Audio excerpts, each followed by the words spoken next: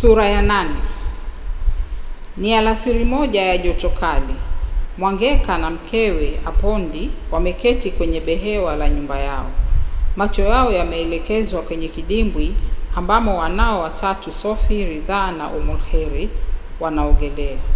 Mara wanapiga mbinzi, mara wanafukuzana. Anayewatazama Mwangeka na Apondi kwa mbali anawaona kama walezi wawili ambao wako makini kutazama kujipumbaza kwa wanao. Hata hivyo, ukichunguza kwa makini utapata kwamba wawili hawa hawaoni chochote, japo wanatazama.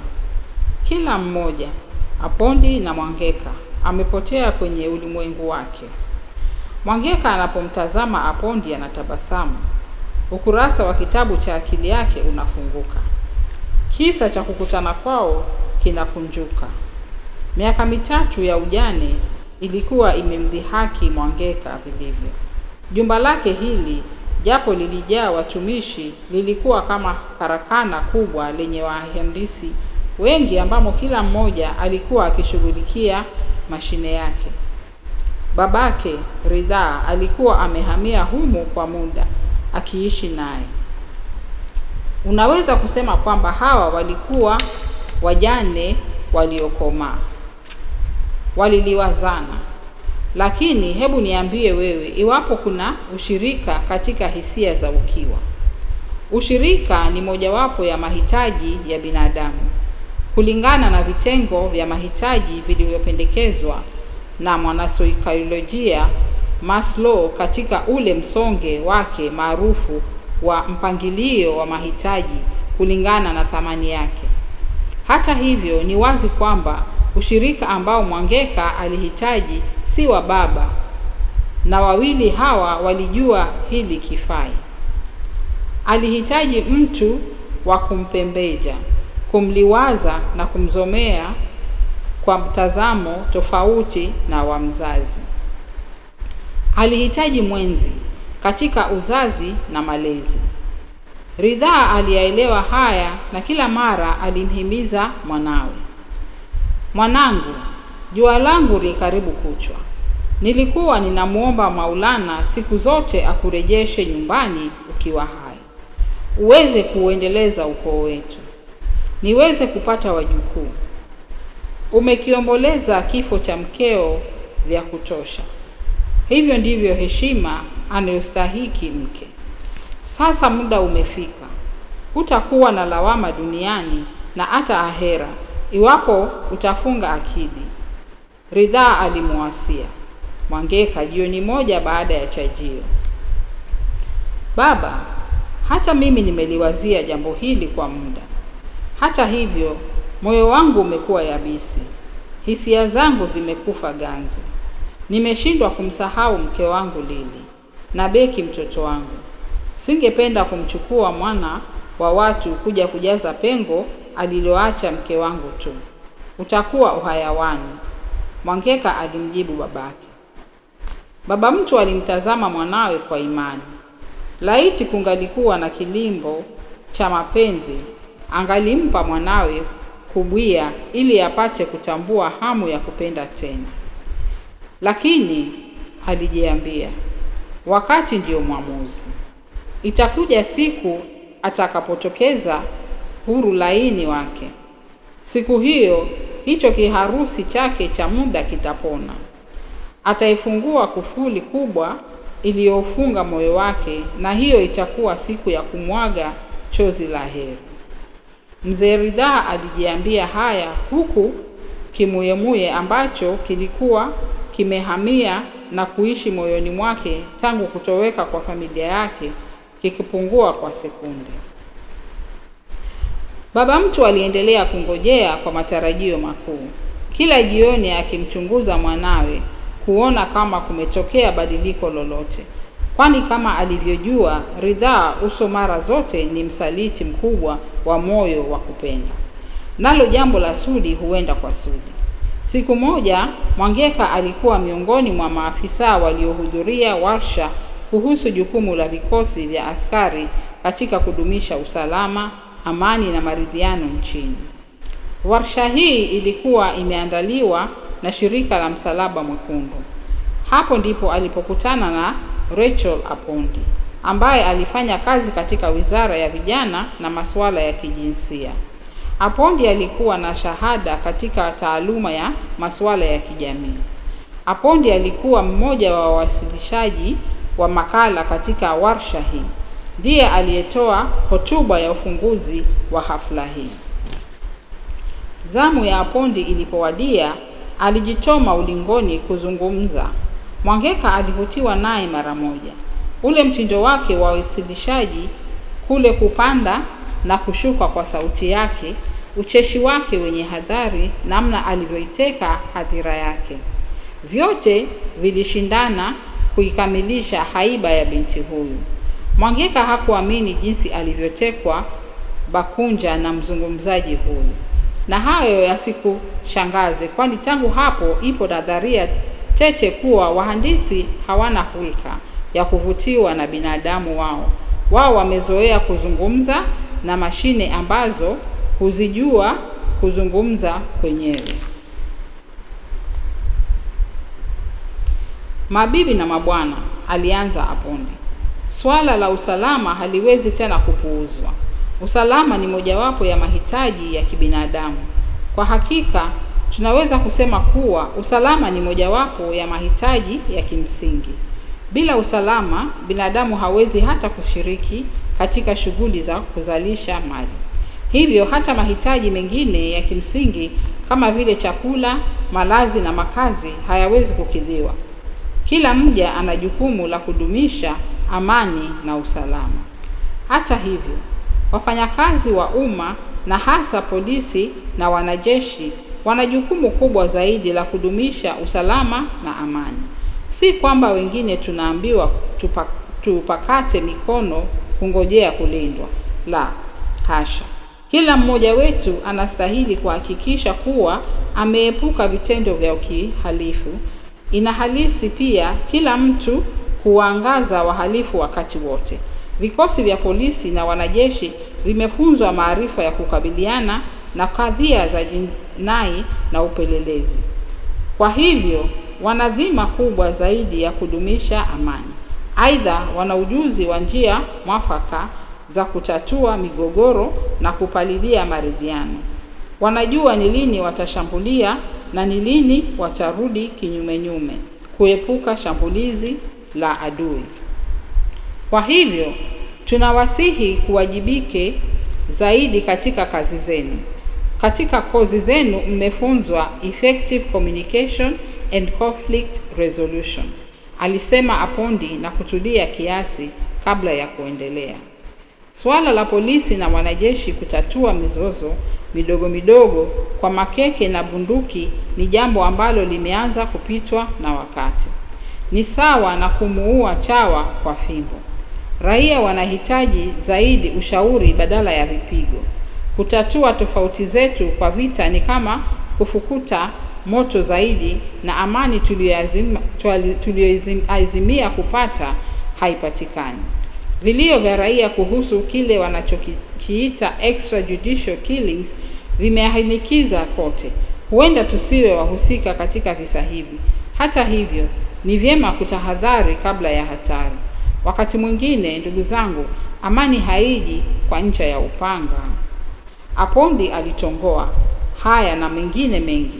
Aliwaonya walinda usalama dhidi ya kutaadhiri kufika pahali palipotokea mkasa. Wapo baadhi yetu ambao mkasa unapotokea wanangojea vikosi kutoka kwa washirika wetu wa kimaendeleo kuja kuwaondoa manusura kutoka kwenye vifusi vya mabaki ya majengo. Wakati waokoaji hawa wanapofika, bila shaka nusu ya roho tayari huwa zimepotea. Kumbukeni methali isemayo, ulingo wa kwae haulindi manda. Jukumu la kudumisha amani na usalama ni letu. Usalama hauji bila ya kujitolea mhanga. Na kujitolea mhanga huku si kushika bunduki tu, bali pia kujiasa dhidi ya njama za kifisadi na nyendo nyingine hasi. Wapo baadhi yetu ambao wizi unapotokea inasemekana wanashirikiana na wahalifu wenyewe, na baadaye wanagawanya ngawira nao. Wengine wetu tumeyaacha magari makuukuu barabarani. Kisa na maana, wenye magari haya ni miamba isiyogusika. Wengine nasi tumeshindwa kabisa kudhibiti hasira zetu. Ufyatuaji ovyo wa risasi umesababisha vifo vya wananchi wasio na hatia. Watetezi wa haki wanalilia kile wanachokiita untimely deaths of innocent people, many of whom are youth. Kumbukeni kwamba hata mtu akiwa mhalifu ana haki ya kufikishwa mahakamani na kushtakiwa kabla hajapewa adhabu yoyote. Kwa hayo machache, nawasihi nyote tuungane ili kudumisha amani na usalama nchini mwetu. Asanteni. Apondi alitoka jukwani akisindikizwa na makofi ya hadhira yake. Mwangeka alimsindikiza kwa macho zaidi ya makofi. Alikuwa hajifai kwa hisia. Barafu iliyokuwa imegandia moyoni mwake ilianza kuyeyuka na moyo kutoa uvuguvugu. Hatimaye uyabisi wa moyo wake umetoweka. Huyu binti ananikumbusha marehemu mke wangu Lili. Ujasiri wake, ufasaha wa lugha, utundu wake, mwanya kwenye meno ya juu, alijisemea Mwangeka huku akielekea alikokuwa Apondi kumpa mkono wa tahania. Hongera kwa wasilishaji mzuri. Naitwa Mwangeka. Mwangeka alisema kwa kigugumizi cha kujitia. Vizuri kukujua, alijibu Apondi bila kuzingatia aliyoyasema wala hisia za aliyetoa kauli ya awali. Baadaye hata hivyo, Mwangeka alipata fursa ya kufahamiana zaidi na Apondi wakati wa chamcha. Huu ndio uliokuwa mwanzo wa usuhuba na uchumba wa mwaka mmoja ambao kilele chake kilikuwa kufunga ndoa. Apondi alikuwa mjane wa marehemu Mandu. Mandu alifia ugaibuni katika shughuli za kudumisha amani huko nyumbani.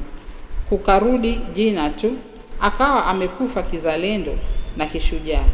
Hata hivyo, kilio alichomwachia Apondi na Sophie mwanaye wa miaka 2 hakikumwithilika.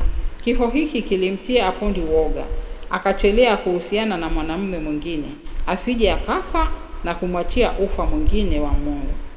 Miaka 6 baada ya kufiwa ndipo alipokutana na Mwangeka. Hadithi zao zikawa zinatambwa sawa. Usawa wa hali zao ukalitilia gunzi penzi lao. Wakapanga kuoana. Mzee Ridhaa alipoarifiwa kuhusu uhusiano huu, alishusha pumzi, akatoa kauli karibu sawa na ya yule mtawa wa hekaluni katika Biblia. Sasa, baba mtumishi wako anaweza kupumzika kwa amani, kwa maana macho yangu yameona ufufuo wa mwanangu Mwangeka. Aliwaoza wanawe kwa taadhima kuu, huku machozi ya heri yakilovya kidari chake. Pongezi Recho, sauti ya muuguzi ilisikika mawazoni mwa Apondi. Amejaliwa kijanaume jamali kweli kweli. Apondi alikumbatiwa na furaha isiyo na kifani. Ghafla uchungu wa uzazi na zingizi za baada ya uzazi ikamuondokea. Alikitazama kitoto kilichokuwa kimewekwa kwenye kisinia na muuguzi, kinafanyiwa viviga na mwisho kabla ya kukabidhiwa kwa mama mzazi.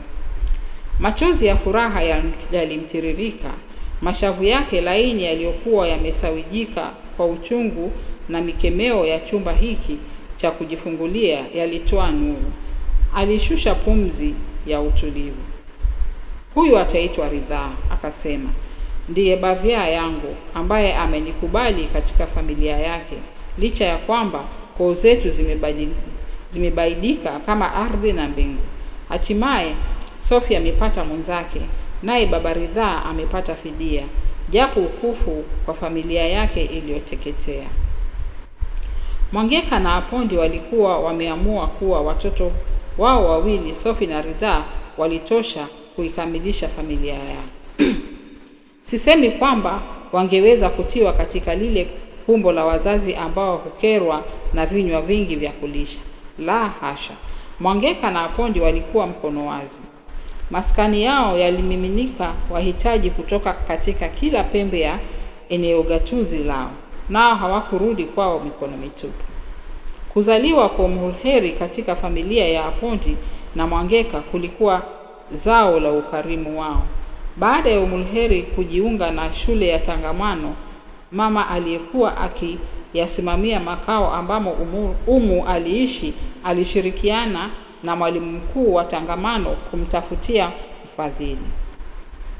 Kila mwisho wa muhula, Umu alionekana mwenye mawazo mazito. Alikosa ule uchangamfu wa matarajio ya mwanafunzi anayekwenda nyumbani kwa likizo. Kila wakati mwalimu angempa ripoti kuhusu maendeleo yake shuleni, Umu angetiririkwa na machozi. Mwalimu Dhahabu alishindwa kuelewa kwa nini Umu alikuwa akilia na hali ndiye aliyekuwa mwanafunzi bora katika darasa lake. Umulkheri, aliita mwalimu Dhahabu siku moja. Kipi kinachokuuliza? Mbona huna bashasha za kijana wa umri wako? Unapapenda unapoishi? Ni kweli kuwa ninapapenda ninapoishi, alisema Umu. Mimi hutunzwa vyema katika makao hayo. Hata hivyo, nina hamu ya kuishi nyumbani kuliko na wazazi kama waishipo wenzangu. Ingawa wengine wanaishi kwenye kambi, hao hupata wazazi wao humu, wakawasimulia visa vya shuleni, wakawaonyesha ripoti zao, wakawaambia hofu na maazimio yao. Mimi nimekosa hayo. Natamani kuwa na mama. Mama yangu alitutoroka, lakini moyoni nahisi kuwa yu hai. Huenda nikampata nikimtafuta. Mwalimu Dhahabu aliyasikiliza maneno ya Umu kwa makini. Mshale wa huruma ulimfuma moyo. Akataka kumkumbatia na kulia naye, lakini akajirudi. Baada ya kufika nyumbani jioni hiyo, mwalimu Dhahabu alimpigia simu rafiki yake wa utotoni, Apondi. Alimweleza kadhia ya Umu. Apondi alikubali kumchukua Umu kama mtoto wake wa kupanga. Alimwambia mwalimu Dhahabu kuwa atawasiliana naye baada ya kushauriana na mumewe Mwangeka. Mwangeka hakuwa na pingamizi yoyote kuhusu kuwa mlezi wa Umulkheri. Hii ni baraka kutoka kwa Mwenyezi Mungu. Mungu amenifidia yule mwanangu aliyekufa, Mwangeka akamwambia mkewe. Umu alipata wazazi wapya. Humo ndimo alimomalizia siku zake za likizo. Wao ndio waliomlipia karo. Ingawa mwanzoni Umu aliwaona wazazi wake hawa kama titi la nyati ambalo hukamuliwa kwa shaka, alikuja kuwazoea na kuwapenda kwa dhati. Polepole lile donge chungu lililokuwa moyoni kumhusu mama yake lilianza kupungua. Banguzi alilokuwa akiuguza moyoni tangu kuondoka kwa mama, asubuhi hiyo chungu liliacha kutoa usaha na kuanza safari ya kupona kutokana na pendo alilolipata kutoka kwa wazazi hawa wapya. Sasa alikuwa tayari kumsamehe mama yake hapa duniani na ahera. Aliwazia pia kumsamehe Sauna. Hata anapolitamka jina hili mawazoni mwake katikati mwa upigaji mbizi kidimbwini humu, Umu anashangaa alikotokomea kiumbe huyu. Je, huko alikomezewa na ulimwengu ndiko alikowazongomezea Dick na Mwaliko? Ama yeye hakuwa na watoto akaona awachukue ndugu zangu awalee? Je, huku ndiko kukosa mwana akaelekea jiwe? Na iwe hivyo, kwa nini hakutumia njia halali akawapanga rasmi wana wakiwa hawa? Umu alijiuliza maswali haya mfululizo.